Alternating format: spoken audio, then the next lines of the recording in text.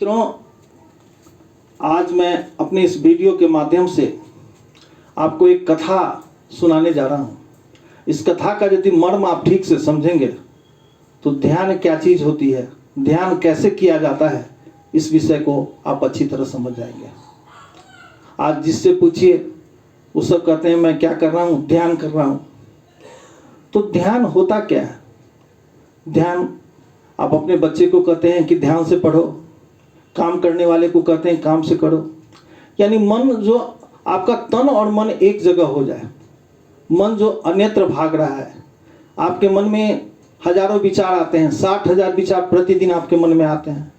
आप सोच के देखिए कितने उसमें सार्थक हैं, कितने निरर्थक हैं, कितने निगेटिव हैं, कितने पॉजिटिव हैं। तो ये विचारों का जो क्रम चलता रहता है, आपका तन कहीं रहता है, मन कहीं रहता है, उसको एक जगह लाने का ध्यान सर्वोत्तम साधन है। और जब ध्यान में आएंगे, आपका मन एकाग्रावस्था में आएगा। जो अन्य अवस्थाओं में मूढ़ा और छिपरावस्था में है, वो एकाग्रावस्था में आएगा। और आपका मन जब एकाग्र होगा तो आपकी शक्ति अपरिमित हो जाएगी। आपकी जो भी काम करेंगे वो काफ़ी ही सफल होगा। और आपका, क्योंकि एकाग्र होके ध्यान से जो करेंगे वो निश्चित रूप से सफल होता है। चाहे छात्र एकाग्र होके पढ़े। देखिए भाई, मन को समझना आसान नहीं है। मन की तुलना एक बंदर से की गई है। एक बंदर ही नहीं, बंदर को यदि आप शराब पिला दीजिए और बिच्छू कटा दीजिए, वैसे बंदर ही एक जगह पर टिकता नहीं है। यदि वो शराब पिए हुए है और बिच्छू से काटे हुए है तो उसको एक जगह रहना, एक जगह पर टिकना बहुत आसान नहीं है। गीता में श्री कृष्ण जी कहते हैं कि तुम वायु को अपने बांध सकते हो, वायु को नियंत्रण में कर सकते हो, लेकिन मन को नियंत्रित करना बहुत ही दुष्कर है। जैसे आप एयर टाइट रूम में बंद हो जाएं तो बाहर की वायु नहीं आएगी, आपके अंदर की वायु अंदर ही रहेगी, लेकिन मन आपके अन्यत्र जाता रहेगा। तो मन को एक जगह पर लाने की जो प्रक्रिया है, उसी को हम ध्यान के माध्यम से जानते हैं। और होता क्या है, प्रत्येक व्यक्ति में ये मन जो है बंडल ऑफ डिजायर, इसको सगर्भा भी कहा जाता है। यदि आपकी एक इच्छा पूरी होती है, दूसरे पुनर्जन्म हो जाती है, इच्छाओं का ये क्रम चलता जा रहा है। जब आप ध्यान के अवस्था में आएंगे तो आपका मन एक शांत की स्थिति में आएगा, एकाग्रावस्था में आएगा। चलिए इसको मेडिकल टर्म में ऐसे समझें हम कि जैसे ही आपका मन उद्विग्न है, चंचल है, तो उस समय ब्रेन में जो ईज के द्वारा नापा जाता है डॉक्टरों के द्वारा, उस समय बीटा वेव्स बहुत होते हैं। और जब आप ध्यान की ओर बैठेंगे, ध्यान में बैठेंगे, तो मन एक शांति की ओर जाएगा। मन के जो विचार उठते हैं वो धीरे धीरे कम हो जाएंगे। ब्रेन में जो वेव निकलते हैं, ब्रेन से जो वेव बनते हैं, वो स्लो डाउन हो जाता है और ये अल्फा वेव में आ जाता है। अल्फा वन शांत और आपका मन को एकाग्र करता है। और उससे भी ज़्यादा बहुत डीप में जाएंगे तो फिर डेल्टा और थीटा वेव्स निकलते हैं। अब हम जानेंगे ये कैसे होता है और ये कैसे किया जाए। बहुत सारे ध्यान की सैकड़ों विधियां हैं, सैकड़ों पद्धतियां हैं, लेकिन सभी पद्धतियां एक जगह आती है कि मन को एकाग्र करना है। तो इस एकाग्र करने के लिए मैं एक छोटी सी पहले कहानी सुनाता हूं, तब आपको बताऊंगा कि एकाग्र कैसे किया जाता है। एक संत हैं, उनके पास एक शिष्य आता है और उनसे अनुनय विनय करता है कि महाराज, गुरुजी, मुझे एक ऐसा मंत्र बताइए जिससे प्रेत वश में हो जाए। गुरुजी बहुत समझाते हैं कि तुम ऐसा नहीं करो, प्रेत को वश में नहीं करो, प्रेत में वश में करने से तुम्हें हानि होगी। लेकिन वह व्यक्ति नहीं मानता है और वह गुरुजी का बहुत इतना अनुनय विनय करता है, गुरुजी हार के उसको वो मंत्र बता देते हैं। वह व्यक्ति जाता है और उस मंत्र को साधता है, उस मंत्र का उच्चारण करता है। प्रेत उसके सामने उपस्थित होता है, कहता आका मैं हाजिर हूँ, आप जो भी काम कहेंगे वो मैं करूँगा। तन्मयता से करूँगा, लेकिन एक शर्त है मेरी। आप जब काम देंगे तो मैं काम करूँगा, जब खाली छोड़ेंगे तो मैं आपके तन को नोचूंगा। वो व्यक्ति लोभी प्रकृति का है। ये आज के दिन में उसी की नहीं, अधिकांश लोगों को, सब लोगों की होती है। मेरे पास ये 5 मंजिला बिल्डिंग हो जाए, BMW कार हो जाए, ये हो जाए, नौकर चाकर हो जाए, ये हो जाए, उसकी इच्छाएं पूरी करता है। वो कहते हैं यहाँ पर आप बड़ा सा बिल्डिंग बना दो, क्षण में बना के तैयार कर देता है। 5-6 दिन तो वो काफ़ी आनंद लेते हैं। इसके बाद जब वो कोई काम करते हैं तो तुरंत करके पूरा कर देता है। मान लो उसने कहा कि हमें कलकत्ता से मिठाई ला दो, वो व्यक्ति जाता है और तुरंत लेके आता है, आका हाजिर है। उसके बाद इनके पास कोई काम नहीं रहता है। वो कहता मैं तो आपके तन को नोचूंगा। ये परेशान हो जाते हैं और अपने गुरु के पास जाते हैं, उनका पांव पकड़ते हैं, गुरु से कहते हैं कि गुरुजी मुझसे गलती हो गई, अब क्षमा कीजिए, इस प्रेत से हमें बचाइए।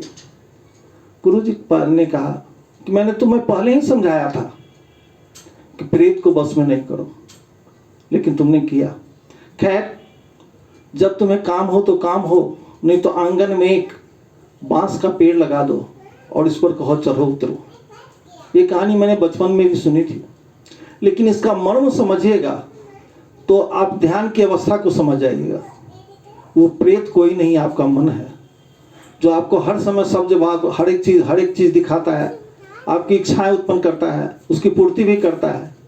लेकिन जब उसको खाली छोड़ दीजिएगा तो वो आपको तंग करेगा। इसलिए कहावत है कि ideal mind is devil workshop. खाली दिमाग शैतान का घर होता है। जिस समय आप दिमाग को खाली छोड़िएगा तो वो शैतान का घर हो जाएगा। इसलिए योग में हम लोग, जब मन तो भागेगा ही।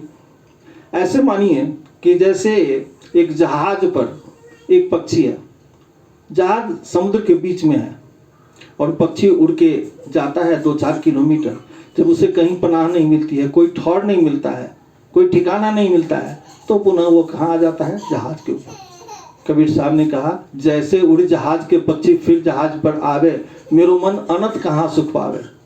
तो एक स्थान दीजिए, वो बांस दीजिए, जब वो उड़ के जाए और पुनः उस स्थान पर आ जाए। इसलिए योग में हम लोग जब ध्यान कराते हैं तो ध्यान में सर्वप्रथम, चाहे वो जो भी ध्यान के जपा जप हो, सोहम साधना हो, चाहे जो भी कराते हैं, तो अपनी सांसों के ऊपर फिर आप एक आरामदायक आसन में बैठ जाइए।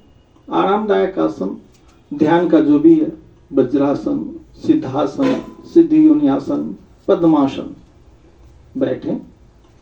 आसन की परिभाषा ही होती है अस्थिरम सुखम आसनम, जिसमें सुखपूर्वक आप बैठ सकें, किसी तरह का आपको कोई कष्ट नहीं हो, थोड़ी देर एकदम शांत और बड़ी में किसी तरह का हलचल नहीं हो, कोई तरह का मूवमेंट नहीं हो, ऐसा करके आप बैठ जाएं। अब आप अपने ध्यान को भूमध्य में लाइए। अपने बंद आंखों से अपने धीरे से आंखें बंद कर लीजिए और बंद आंखों से भूमध्य, भूमध्य वह स्थान होता है जहां माताएं लोग बिंदी लगाती हैं, पुरुष लोग टीका करते हैं। उस स्थान पर अपने ध्यान को लगाइए। यह योग की भाषा में इसे आज्ञा चक्र कहते हैं, इसे ही शिव जी का त्रिनेत्र कहते हैं, इसे ही भृकुटी कहते हैं। यहीं पर ईरा पिंगला सुषुम्ना का मिलल स्थल है। वहां पर बंद आंखों से एक ज्योति, मानस ज्योति का अवलोकन कीजिए। जैसे पूजा घरों में एक दीपक जल रहा है और आप ध्यान से देखें कि आपके मानुष दर्शन हो रहे हैं, वैसा ही अनुभव करें। अब एकदम थोड़ी देर के लिए उस पर ध्यान टिकावें। अब धीरे से आप लहरी गहरी लंबी सांस लें। 3 बार ओम मंत्र का उच्चारण करें।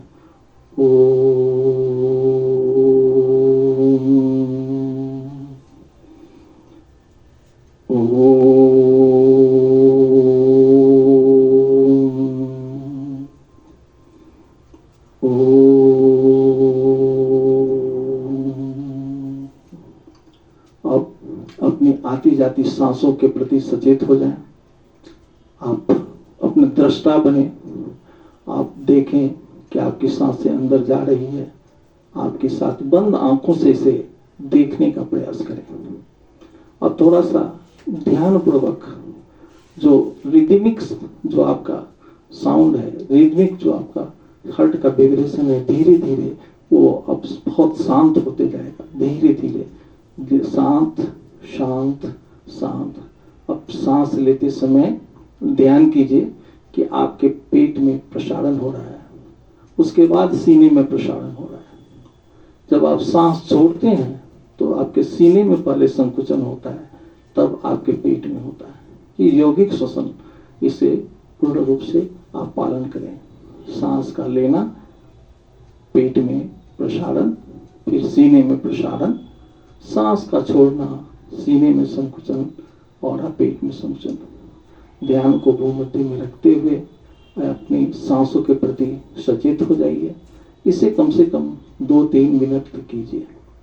अब धीरे से सांसों को जब अंदर आती है तो एक तरह की ध्वनि होती है, उसे हम शौ का शो कहते हैं।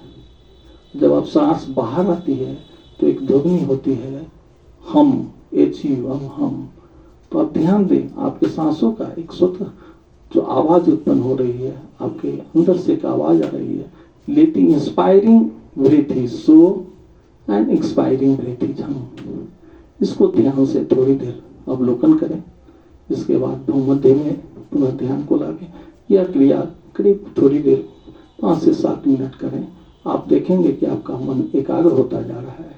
आपकी ब्रेन वेव्स जो बीटा वेव्स है अल्फा में कन्वर्ट हो रहा है और पहले से आप एकाग्रचित हो रहे हैं। इसकी अवधि आप धीरे धीरे बढ़ाते जाएं। यही ध्यान की विधि है। इसको पूर्ण रूप से किसी योगा शिक्षक से या किसी गुरु से अवश्य सीखने का प्रयास करें। धन्यवाद। हरिओम।